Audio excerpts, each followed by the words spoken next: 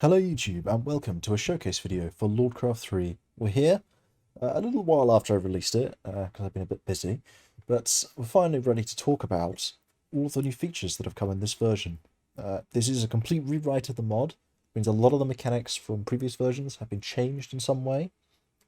Generally speaking, things are a lot more player friendly than they were in Lordcraft 2, so hopefully you guys will quite like this version.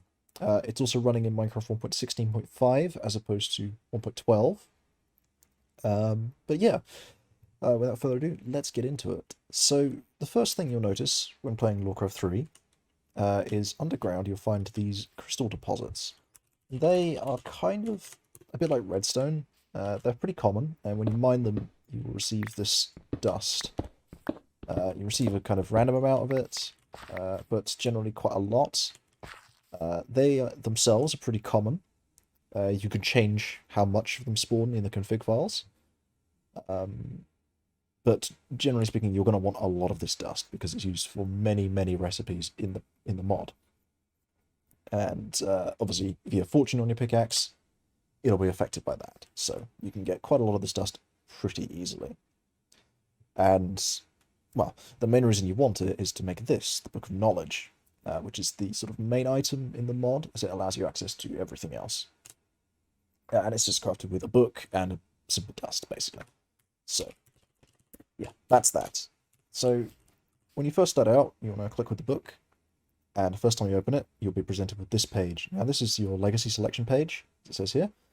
And basically the idea is that you pick one of these four legacies, which is essentially focusing in on a faction that exists within the lore behind the mod, and each one of them provides you a passive bonus and can be upgraded later on. So this is the Dark Order, which provides an armor bonus, the Union of Ava, which reduces your mana cost for spellcasting and some other mechanics that use mana, Celestial Alliance, which increases your attack damage and speed later on, and the Krondas Pact, which allows you to generate mana from fighting mobs, basically. So, yeah, some pretty useful things here. This bonus is completely free, and you can change it later on at the cost of XP levels if you don't like the one you've picked, for example. Also, if you want to read a little bit about them, the faction themselves, you can right-click on their thing, and it will bring up their information page. But this is just lore and has no real impact on the gameplay of this version. It may do in future versions, but at the moment, this is just where it is. So I'm just going to pick the Dark Order. That gives me some armor bonus. Doing so will immediately kick me onto the elemental selection page. So I think that's always been the case in Lordcraft, is the choice of elements. So you have to pick one of these. So you get water, earth, fire, air, light, and dark. And essentially this will dictate the element that you are most powerful with. And also for the first sort of act of the mod, the element that you are allowed to use. After a certain point of progression, you will be able to unlock all of them. But at the beginning, you have to pick just one. And to do so, you just select one of them like that, and then click on the button here. If you change your mind, you just go back, like so. So we'll select fire for now. It's easy enough. And that brings us to the research screen, which has a number of things available. So we've actually completed fire automatically by doing that. And we can view the entry by clicking on it, which, generally speaking, is just stuff that your character's writing. So it's in character text. But sometimes it provides some useful information, such as a suggestion as to what might be the thing you have to do next in order to unlock future researches. So let's go back onto the main Lordic tab here, which is the basic stuff in the mod. So what we have here is 3 obtainable researches: the Advanced Research, the Arcane Chalk, and the Arcane Basin. And these basically just take you in different branches down the research tree But I'm going to just do advanced research now, just to demonstrate how the research mechanic works, because it is different to that of Lordcraft 2. So there's no more writing out of words.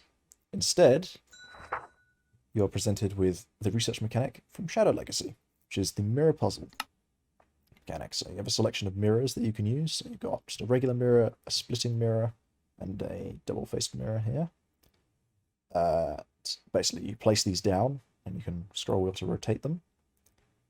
And the idea is basically to redirect this laser to all of these endpoints.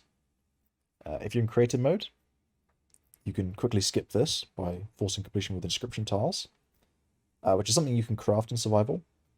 You normally need 3 for these, so 1 for each endpoint, but because I'm in creative mode, it's free. There's a help screen to basically tell you how it works, if you don't know. And then there's the attempt completion button, which, if you completed the puzzle, will complete the research. So, let us do this. There we are. And once they're all complete, they'll all light up yellow, signify that you are done. And then you just hit the attempt completion button, and there you go. That lets you on with that research. So, the purpose of research in this mod is that it essentially... Well, basically the idea is that certain recipes will require you to do research, and certain items will require you to have the research in order to get their fullest effects. In creative mode, none of that's the case. And obviously, you can skip through things as you would like, but that is essentially the way it works.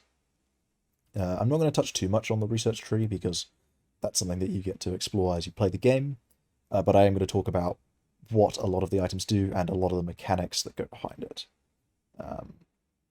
One other kind of research, so there's either a research puzzle, or there's this other kind where you have to do something. In this case, I have to read a scrap of Lordic text, which, as it says here, I can find in mineshafts and dungeons.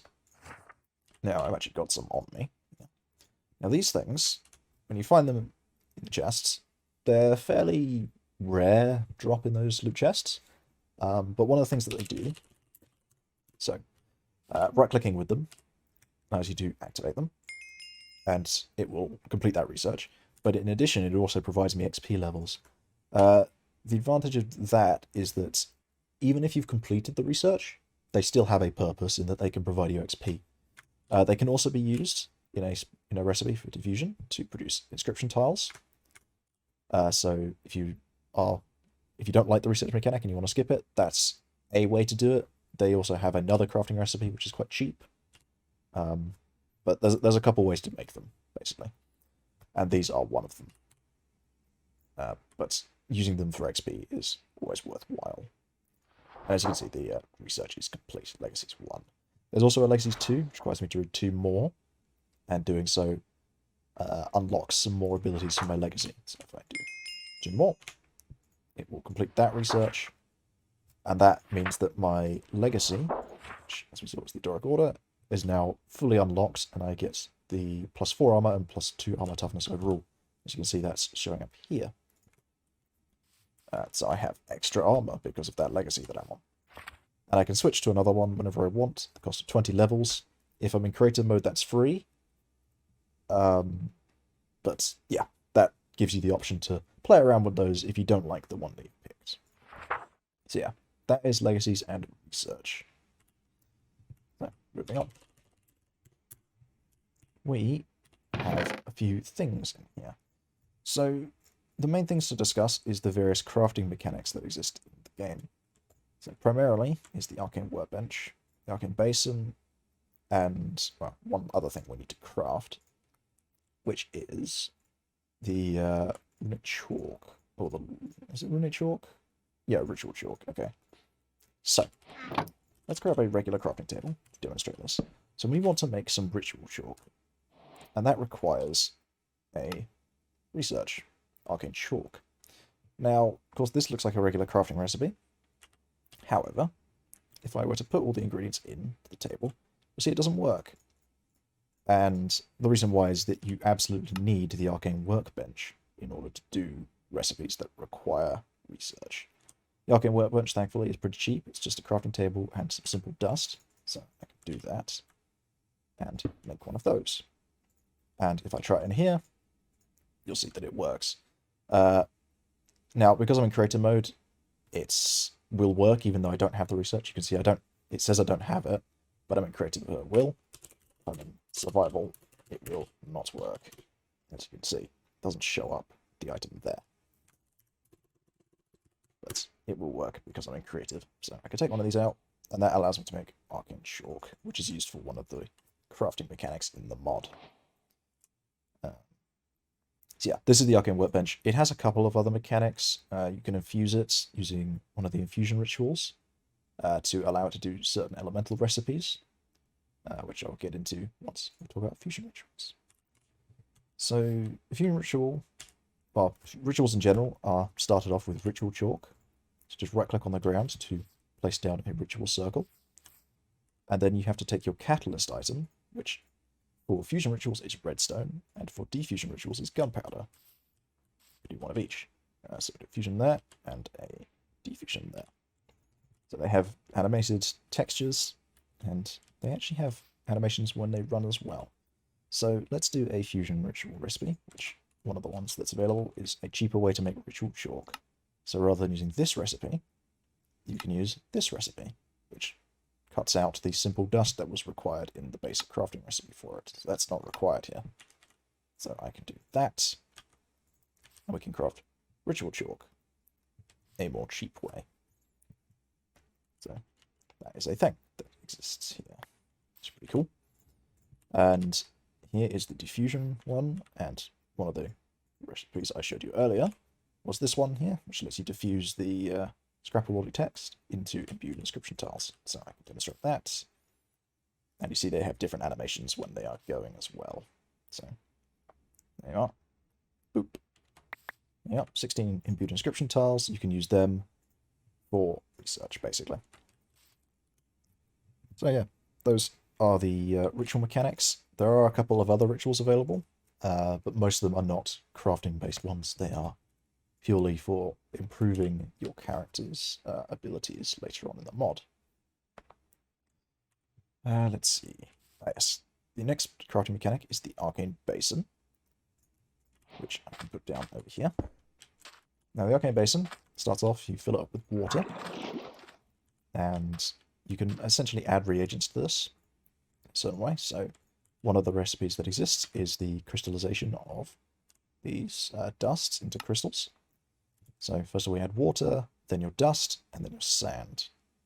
And the sand is the collection item, and it produces these simple crystals. So if I put some dust in, you see that the HUD shows not only that there's a way to empty it, but it also shows what items are in here. If the recipe had more than one item, it would sort of go in a row along here, showing all of that.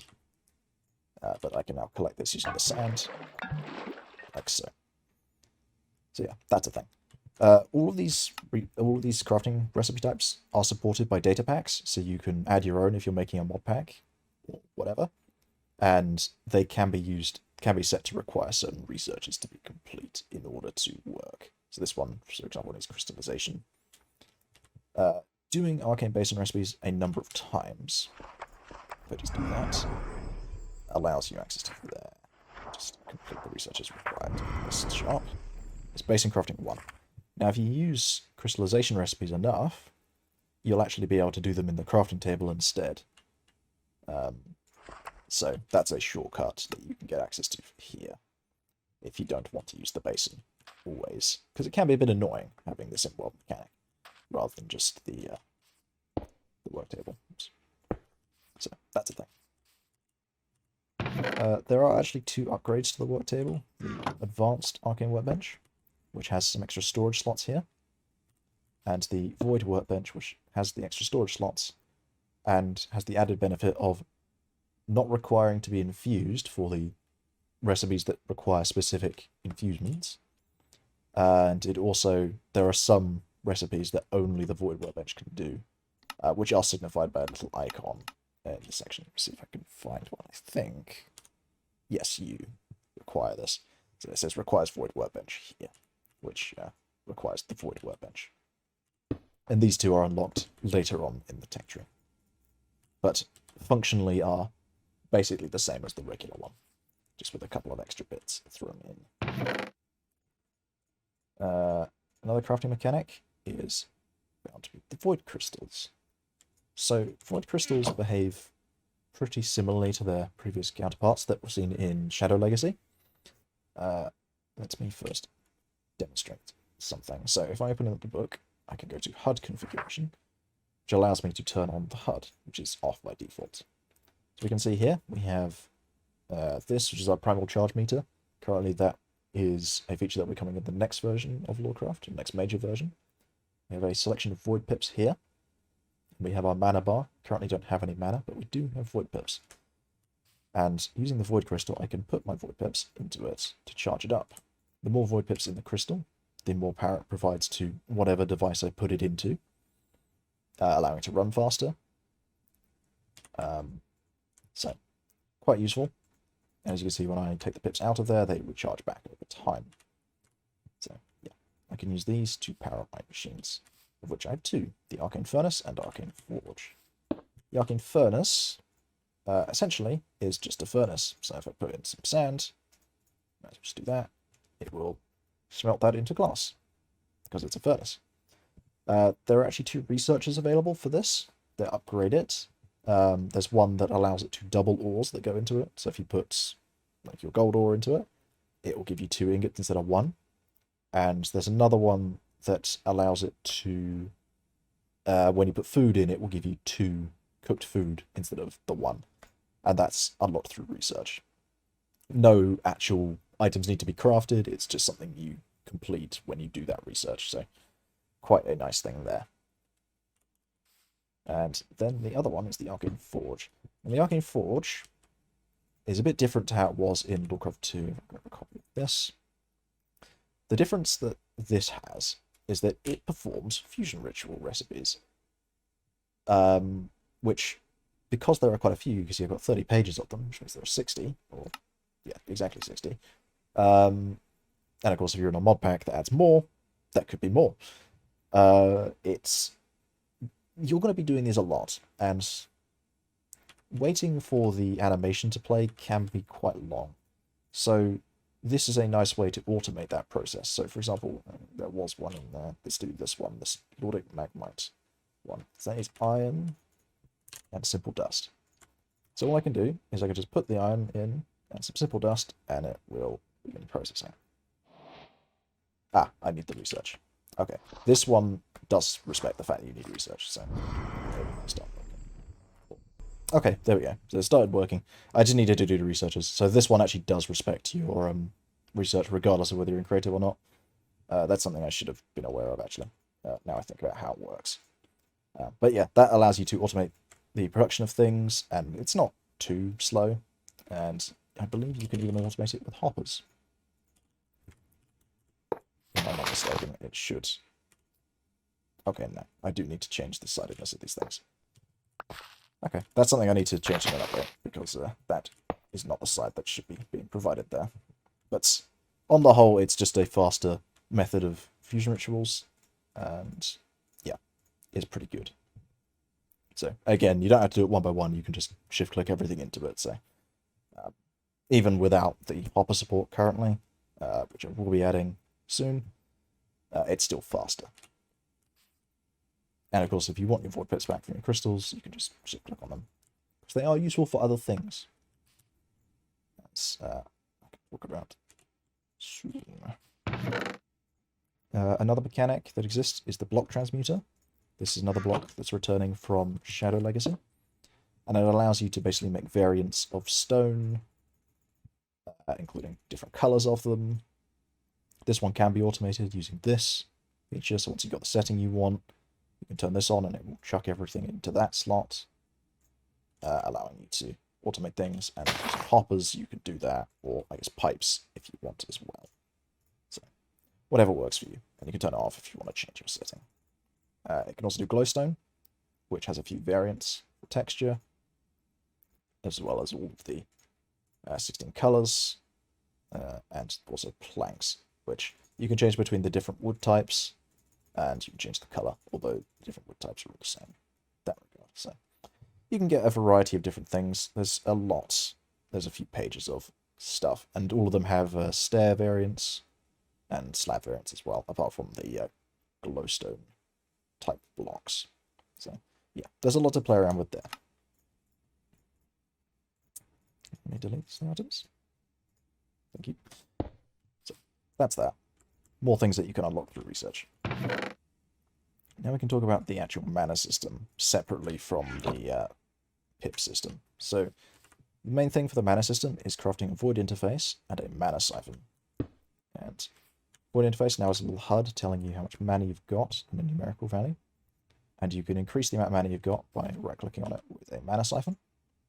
This increases your actual capacity, which you can then add to. So if I put my capacity up to 8,000, I could then provide mana to the system by clicking on it with these elemental crystals, which you can craft again using the crystallization of the dust and all of that. And you can see my actual mana bar here is filling up as well as this is going. So there we are, I'm now full on mana. Now, it is a bit annoying not having a numerical value up here and having to look at your actual void interface every time you want to know exactly how much you've got. There is a solution for this. It's called a void eye. So in previous versions, this would allow you to, but it was the only way to tell what your mana was. But now what it does is when you activate it for the first time, it will actually add an extra bar to the screen, and it will also summon this guy. Hello. Who disappears when you look at him. So that's a thing. But here you can see the numerical value for my mana is 8,000, and of course as I increase things, you'll see that it goes up, and obviously shows correctly up there. So this is quite handy if you want to see that, and you can turn it on and off here. So all of the HUD elements are configurable. You can even change the color of the HUD as well if you don't like the elemental color that was selected. Because I picked fire, it started off as red, but I can change it to whatever I would like. I'm going to leave it as red for now, though. Doesn't really matter. Another feature that's been added is the player void interface. Now, this is a unusual block, but essentially it behaves more like the mana batteries from the original Lordcraft, in that it is linked to a specific player, and it has the interesting mechanic of rather than clicking onto it, you drop near it, and it will absorb the item, and then put it directly into my mana pool mechanic. So this allows you to automate things using, say, a dispenser, and maybe like an auto-crafting system from like AE, or whatever. You can produce these things. So this allows me to do that. So there we go. I can fill up my mana by just dropping items near this thing, rather than clicking them in individually, which is a bit nicer for some use cases. So yeah, that's a thing. Alright, so that is pretty much it for the mana system. Let's see. The last thing I have in this chest is the Translocator. So this is another block, which was in Lordcraft 2 as well. And it's a pretty fancy block in that it's basically... Well, it lets you move blocks around the world. So, for example, if I say take this wood workbench here, I can put some stuff on it. And I can link that block location using this translocation marker. And then I can save it to the translocator. And then when I power this with redstone, it will swap whatever block is on top of the translocator with the block that was marked. And as you can see, it's kept the inventory of the tile entity. If I were to put a crafting table here, where the marker is linked to, you'll see it swaps.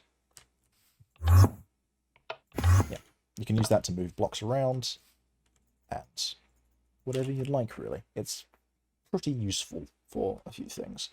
One of the mechanics I would have used this for in the past was, like in Galacticraft, you wanted to get oxygen up to your space station. Now, of course, you could have an oxygen room in your space station, where you're drawing it out of trees that you've planted. Or you could produce the oxygen down on Earth, store it in an oxygen tank, and then using one of these, you could teleport your oxygen tank up to your space station to extract all the oxygen out of it, and then teleport it back down. So there's a few ways you could play around with this. That's one of the ways I like to use it in previous versions. Lordcraft hasn't been updated to the latest version, as far as I'm aware. But I'm sure there are other mods and other ways you could find to use this. And I know that I certainly have a few ideas that I could play around with this with. So yeah, that's the Translocator. So yeah, that's pretty much all I can talk about in this episode. In the next episode, I'm going to talk about the equipment. And in the final episode, I'm going to talk about spellcasting. So, hope you guys enjoyed this first part, and I'll see you in the next one. Goodbye.